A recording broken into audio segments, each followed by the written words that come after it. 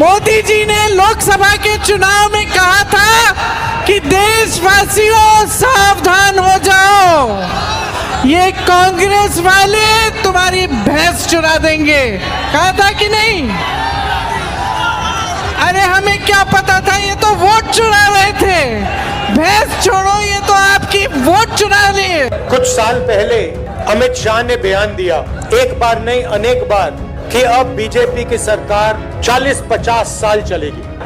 और अब सच्चाई पूरे देश के सामने आ गई है। वो ये बात इसलिए कह सकते हैं कि वो वोट चोरी करते हैं। वोट चोरी का मुद्दा इतना गरमाया हुआ है कि अमित शाह आखिरी दिन संसद के एक ऐसा कानून संविधान संशोधन का लाना चाह रहे थे कि 30 दिन से ज्यादा अगर जेल हो जाए तो मुख्यमंत्री, प्रधानमंत्री और सारे मंत्री पद से बर्खास्त कर जा सकते हैं। हेडलाइन मैनेज नहीं हुई, फिर एएनआई को इंटरव्यू देकर सफाई देते रहे, हेडलाइन मैनेज नहीं हुई। और बिहार की वोटर अधिकार यात्रा अब नए नए सवालों, संदर्भों और प्रतीकों के साथ वोट चोरी के मुद्दे पर अपनी छाप छोड़ती जा रही है। मिसाल के तौर पर अमित शाह के उन बयानों को राहुल गांधी ने आज याद किया कि अमित शाह आखिर क्यों कभी किसी रैली में 20 साल, कभी 30 साल और कभी 40 से 50 साल तक भाजपा की सरकार रहने की बात किया करते थे।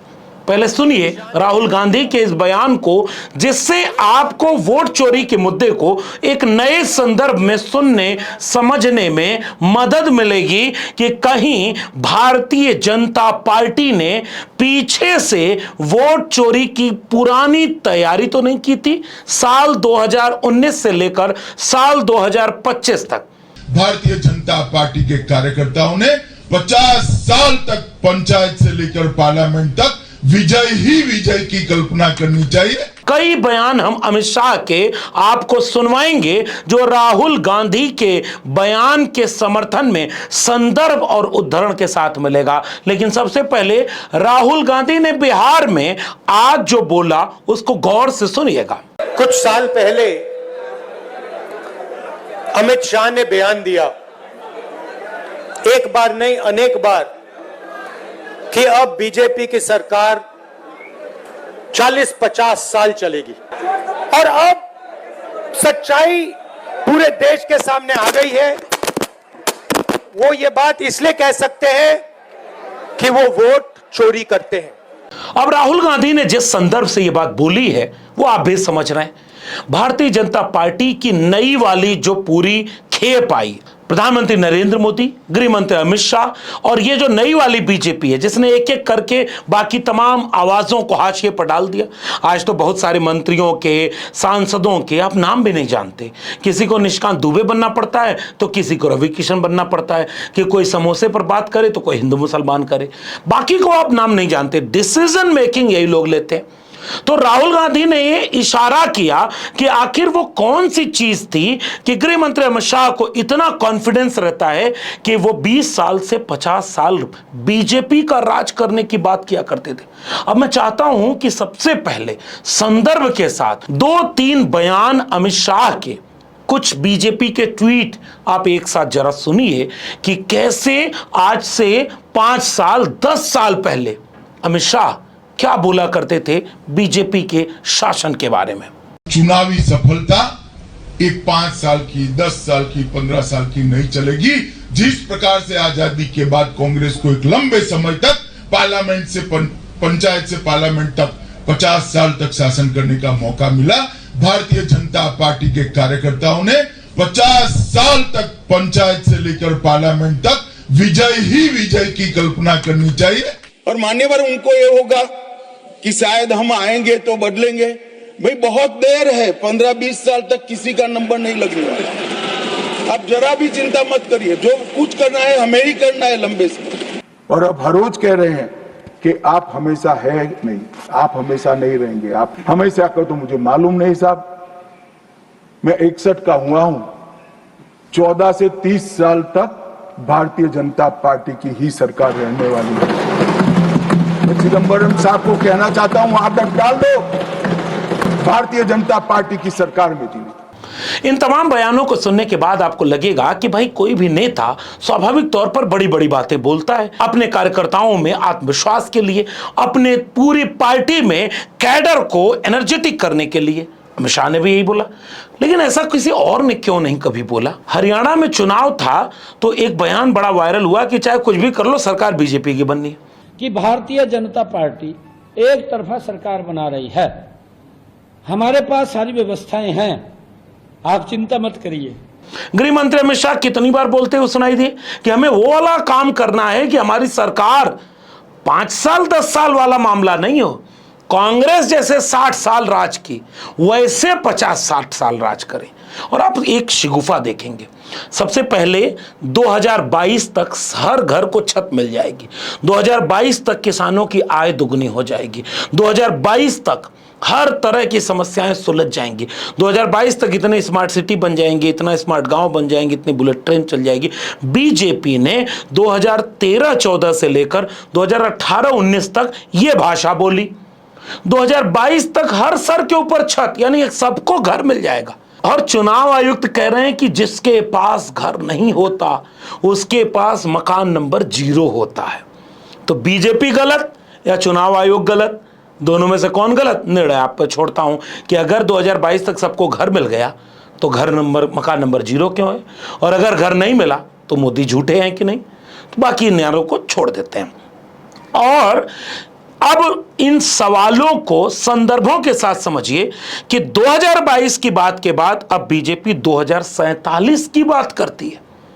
2047 आजादी के 100 साल होंगे। एक तरफ आरएसएस के 100 साल पे कार्यक्रम चल रहे हैं, आरएसएस के गुणगान गाए जा रहे हैं लाल किले की प्राचीर से।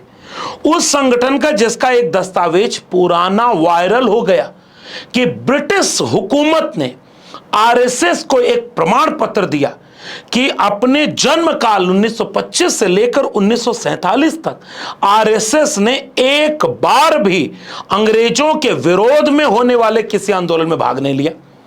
उस आरएसएस की तारीफ करके बीजेपी और आरएसएस के झगड़े को मैनेज करने में मोदी और शाह की पूरी जान लगी हुई है, पूरी जान लगी हुई है, उसी में झोंके पड़े अपने को। लेकिन इस बात को राहुल गांधी ने बड़े करीने से पकड़ा कि ये बार बार इस समय आत्मविश्वास से कैसे कहते थे 25 साल 50 साल सरकार चलेगी। और फिर राहुल गांधी ने एक और संदर्भ दिया कि कैसे इलेक्शन कमिश्नर के अपॉइंटमेंट में उनके ऊपर कोई आपराधिक मामले नहीं चल सकते, उनकी पूरी प्रक्रिया को बदला क्योंकि चोरी पकड़ में आने वाली थी। उनको भी पता था कि वो चोरी कर रहे हैं, आज नहीं कल पकड़ में आती। फिर राहुल गांधी ने एक बड़ा अच्छा संदर्भ दिया कि पहले 5 रुपया 10 रुपया चोरी करते थे, अचानक उन्होंने हरियाणा महाराष्ट्र में बड़ी चोरी कर ली, इसलिए भंडाफोड़ हो गया। इसीलिए कह रहा हूं 2020 के चुनाव में तेजस्वी यादव बार बार कहते थे कि बिहार में चोरी हुई है, अखिलेश यादव 2022 में बार बार कहते थे कि चोरी हुई है, 24 में भी चोरी हुई, फर्रुखाबाद से लेकर बांसगांव तक कई तरह के, और बाकी चोरी तो पीपीटी में सामने आई गई। और दूसरी तरफ इन चोरियों के बरक्स एक वैचारिक लड़ाई की बात भी इस बिहार की यात्रा से हो रही है। 2023 में बीजेपी ने एक नया कानून बनाया।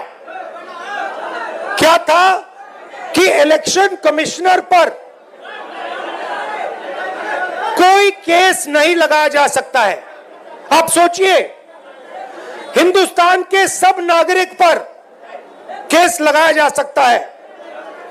आप कुछ गलत करो, पुलिस आ जाएगी, एफआईआर हो जाएगा। 2023 तक इलेक्शन कमीशन और इलेक्शन कमिश्नर पर केस किया जा सकता था। 2023 में छुपे छुपे बीजेपी ने कानून बदला। नया कानून कहता है कि इलेक्शन कमिश्नर पर कोई जुडिशियल कार्रवाई नहीं की जा सकती, कोई केस नहीं लगाया जा सकता। अब आप पूछिए अपने आप से कि यह कानून क्यों बनाया गया? चोरी करवाने के लिए, कि ये लोग बिना डरे चोरी कर पाए। तो महाराष्ट्र में इन्होंने क्या गलती की, ये थोड़ा ज्यादा कर दिया। गलती से ये डरे हुए थे, तो इन्होंने कहा कि भैया महाराष्ट्र का चुनाव है, हरियाणा का चुनाव है, इसको जीतना है। इन्होंने चोरी थोड़ी ज्यादा कर दी, हमने पकड़ ली। जैसे अगर कोई आपके बटुए से 10 रुपए चोरी करे,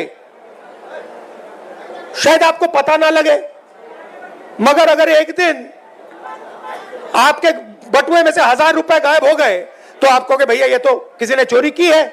यही हुआ हरियाणा में और महाराष्ट्र में। अब जैसे एक महिला का वीडियो वायरल हो रहा है, हमको पता नहीं था कि मोदी आ रहे हैं, नहीं तो हम तो आइबे नहीं करते।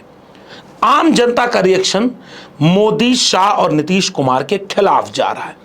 इसलिए अशोक चौधरी, शांभवी चौधरी जो उनकी बेटी है, चिराग पासवान के कोटे, आरएसएस कोटे से सांसद हैं, उनका कार्यक्रम है। और बिहार के नौजवान अगर नारे लगा दें तो अशोक चौधरी नामक जेडीयू का राजनेता, बिहार सरकार का मंत्री धमकाएगा बिहार के नौजवानों को। ये सब डीसीपी साहब देखिए, सबके ऊपर मुकदमा ठोकिए। डीएसपी साहब, सब लोगों का नाम नोट करिए, सरकारी काम में बाधा पहुंचाने का सबको लिखिए। आपका वोट नहीं चाहिए, घर जाइए, आपका वोट नहीं चाहिए हमको, आपका वोट नहीं चाहिए हमको। बिहार में हलचल मची हुई है। एक खबर और आई कि बिहार में अशोक चौधरी और विजय सिन्हा में झगड़ा हो गया। नीतीश कुमार को कुर्सी ऐसी बैठा दी, सम्राट चौधरी सम्राट वाली कुर्सी पर बैठे हैं बीजेपी के नेता, और दूसरी तरफ धर्मेंद्र प्रधान बैठे हुए हैं। नीतीश बाबू को ऐसी कुर्सी मिली, उनको समझ में नहीं आ रहा क्या हो रहा है। बिहार की राजनीतिक फिजा ही बदल रही है। तेजस्वी प्रसाद यादव ने अपने भाषण में इसीलिए बड़ी जानदार तरीके से इसे एक वैचारिक लड़ाई में तब्दील कर दिया। नेहरू से लेकर कर्पूरी ठाकुर, जगदेव बाबू से लेकर बीपी मंडल और तमाम उन लोगों के बयानों, भाषणों को संदर्भित करते हुए महागठबंधन बिहार में इस पूरी यात्रा को एक वैचारिक दिशा भी देना चाहता है। सुनिए तेजस्वी प्रसाद यादव को। नेहरू जी, बीपी मंडल जी, कर्पूरी जी, अंबेडकर जी की धारा एक तरफ है और दूसरी धारा गोवलकर और गोडसे की है। आप लोग कौन से धारा को चुनने का काम कीजिएगा? भाकपा माले से लेकर के मुकेश सहनी, कांग्रेस से लेकर के तेजस्वी आरजेडी, ये सब इसे एक वैचारिक लड़ाई भी दे रहे हैं। संविधान को हाथ में लेकर के राहुल गांधी ने भी बोला कि ये लोग बड़ी मुश्किल से मजबूरी में सलाम तो करते हैं, लेकिन दिल में इनके मनुस्मृति है, ये मानते नहीं। और इसीलिए आप मीडिया वालों को न तो समझ में आ रहा है, न आप बिहार की जनता समझ गई, नारे लग रहे हैं। अब जैसे इस यात्रा में तेलंगाना के मुख्यमंत्री, फिर कर्नाटक के उप मुख्यमंत्री, ये प्रियंका गांधी, ये सब आए। अभी 1-2-4 दिन बाद देखिएगा कि अखिलेश यादव नजर आएंगे और लोग नजर आएंगे। तो जो जनता में माहौल है वो मीडिया में क्यों नहीं? राहुल गांधी ने बड़े शानदार तरीके से ये भी सवाल पूछा और दूसरा उसके साथ ये भी जोड़ दिया, जो बिहार की राजनीति के लिहाज से सामाजिक न्याय के सवाल पर गंभीरता से विचार करने पर एक नैरेटिव की दिशा में काम करेगी कि मीडिया वालों में इसलिए चर्चा नहीं क्योंकि इसमें पीडीए है ही नहीं, पिछड़े, दलित, अल्पसंख्यक, अति पिछड़े, महादलित कोई है ही नहीं। आप यात्रा में आओ, देखो क्या हो रहा है। मतलब लाखों लोग आ रहे हैं, कह रहे बच्चा कह रहा है वोट चोर वोट चोर वोट चोर। अच्छा, बच्चे को समझ आ गई बात।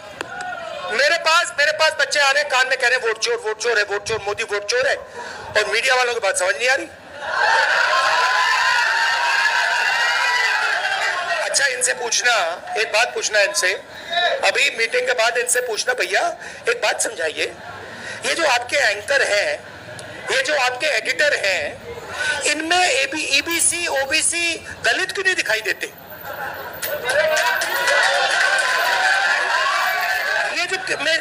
ये जो बड़े रिपोर्टर हैं, ये करते हैं, टॉक शो करते हैं, डिबेट करते हैं, इनसे पूछिए भैया 90% आबादी इसमें है क्यों नहीं?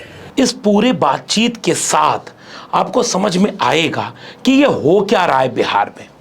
बात विरोध की होती तो बीजेपी बिहार की तरफ से इतना गंदा ट्वीट नहीं आता कि राहुल गांधी, तेजस्वी प्रसाद यादव, महागठबंधन के लोग, उन नेताओं के ऊपर इंस्टाग्राम पर बीजेपी ऐसा ट्वीट कर रही है जिसमें एक जातिवादी गाली का प्रयोग गाने में कर रही। यानी राहुल गांधी, तेजस्वी, मुकेश सहनी, दीपांकर भट्टाचार्य, जो महागठबंधन है, इसको अब बिहार बीजेपी पहले एफआईआर करके, डरा करके, विरोध में बोल करके, झूठ बोल करके दबाना चाहती है। और अब एक शेड्यूल कास्ट में आने वाली बिरादरी यानी जाति के नाम पर जो इस देश में गालियां दी गई, कर्पूरी ठाकुर को गालियां दी गई, बीपी मंडल को गालियां दी गई, बाबू जगदेव प्रसाद कुशवाहा को गालियां दी गई। हम तो कुशवाहा कह रहे हैं, वो तो कुशवाहा नाम हटा दिए थे, इसलिए कह रहे हैं कि उनके समाज के लोग जागरूक हों, बीपी मंडल के समाज के लोग जाने कि गंगा में आग लगने और शूद्र की कहानी का क्या जो बिहार से रिश्ता है। जगदेव बाबू की शहादत क्यों हुई, कर्पूरी ठाकुर को इतनी गालियां गंदी गंदी देने वाले कौन थे? वही जो आज इन महागठबंधन के नेताओं को ये गाली इंस्टाग्राम पर दे रहे हैं। लेके चूहड़न के झुंडा बबुआ गुंडा बनला। इतनी चीजें हो रही हैं और गृह मंत्री अमित शाह हेडलाइन मैनेज करने में लगे हैं। और वहीं दूसरी तरफ आप देखिएगा कि दिल्ली में आम आदमी पार्टी के नेता और पूर्व मंत्री सौरभ भारद्वाज के घर ईडी की रेड पड़ गई। इधर रेड वोट शुरू हो गया, कहानी शुरू। ये सब मामला कोर्ट कह रहा है कि डिग्री नहीं दिखा सकता दिल्ली विश्वविद्यालय, डिग्री मांग रहे थे लोग। और डिग्री वाली पूरी बहस में कि नरेंद्र मोदी की डिग्री फर्जी है, इसलिए उनको बचाने के लिए बहुत सारे तिकड़म किए जा रहे हैं। उस सवाल को फिर कोई ना उठा दे तो एक नेता के यहां ईडी भेज दो, एक नेता को जातिवादी गालियां दे दो, एक नेता को नई बिल ले आकर के उनको इंट्रोड्यूस करा दो। ये पूरी बिसात बीजेपी ने बिछा रखी है। लेकिन आपको क्या लगता है, ये सारी बिसात काम करेगी या एक एक करके परतें उघड़ती जा रही हैं और बीजेपी के मुश्किल वक्त की पूरी बिसात बिछ चुकी है? आरएसएस भले 100 साल पूरे करके जश्न मना रहा हो, आरएसएस दबाव बना चुका है कि बीजेपी के भीतर से अब एक ही व्यक्ति की हेजेमनी नहीं चलेगी। और वहीं दूसरी तरफ जनता में आवाज आ गई है कि चोरी करके कुर्सी पाए हैं। आपको क्या लगता है कि यह चोरी वाला प्रकरण बिहार में सत्ता परिवर्तन तक जाएगा या नहीं जाएगा? अपनी टिप्पणी नीचे कमेंट बॉक्स में जरूर बताइएगा। वीडियो अच्छी लगी हो तो इसे लोगों तक शेयर करना मत भूलिए। इस वीडियो में इतना ही। मेरे चैनल को सब्सक्राइब नहीं किया है तो जाते थे चैनल को सब्सक्राइब करना मत भूलिए। बेल आइकॉन यानी घंटी की बटन दबाएंगे तो अगले वीडियो की सूचना मिलेगी। ज्वाइन करेंगे तो हमें ताकत और हिम्मत मिलेगी। अगर आप इस वीडियो को ट्विटर यानी एक्स या फेसबुक पर देख रहे हैं तो हमें फॉलो करना मत भूलिए। फिर मिलेंगे, तब तक के लिए बहुत बहुत धन्यवाद।